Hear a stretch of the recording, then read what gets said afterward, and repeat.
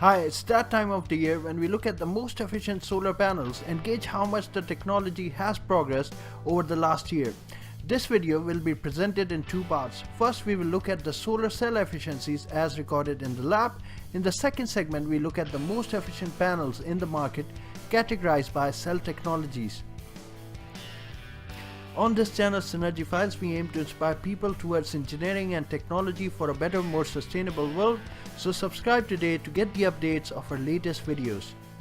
So without further ado, let's start with the peak efficiency of solar cells as recorded in the lab. At number 10, we have the dye-sensitized solar cell that remain at 11.9%, seeing no improvement over the record that was achieved by Sharp Corporation. At number 9, we see a huge leap in organic solar cell performance that jumped from peak efficiency of 11.5% to 15.6%.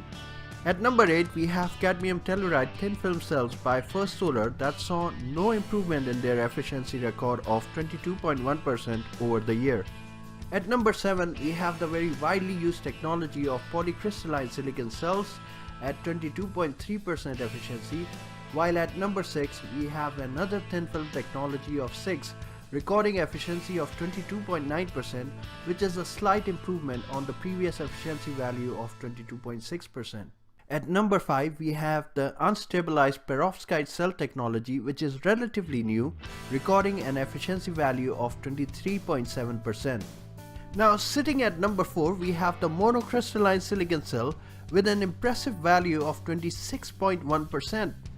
While at number 3, we have another thin film technology of gallium arsenide, pipping the monocrystalline silicon with an efficiency value of 27.8%.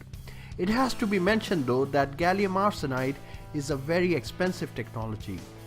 At number 2, we have a new entrant, which is the tandem perovskite cell that has reached an amazingly high value of 28% in very little time.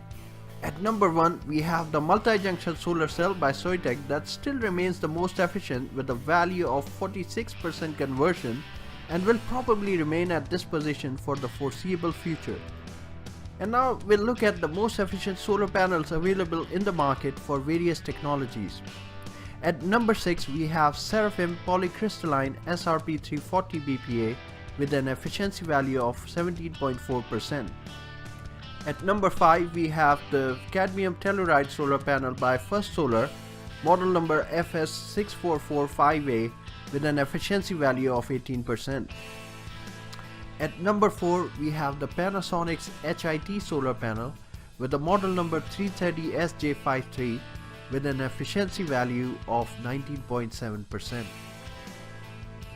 Moving on to number 3, we have SunPower, which is a renowned company, and their model number SPR X21345 has an efficiency value of 21.5%.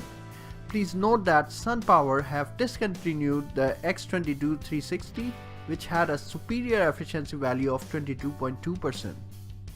At number 2, we have the Alta Devices gallium arsenide multi-junction generation 4 panel with an efficiency value of 29%. And finally, right at the top, at number 1, we have the Spectrolab XJT Prime with an efficiency value of 30.7%.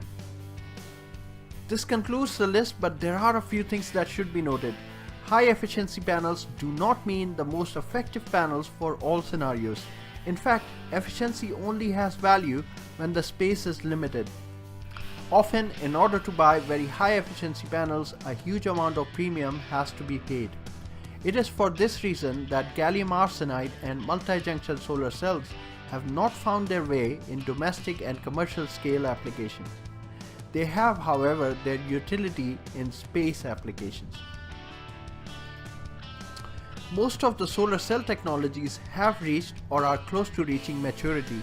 However, new technologies like perovskite and organic solar cells hold the key in taking the technology forward. Similarly, there's a lot of scope in reducing the price of multi-junction solar cells through economy of scales. And with this, the video is concluded. If you learned something from the video, please do hit the like button. Share it to spread the word, and thank you for your attention.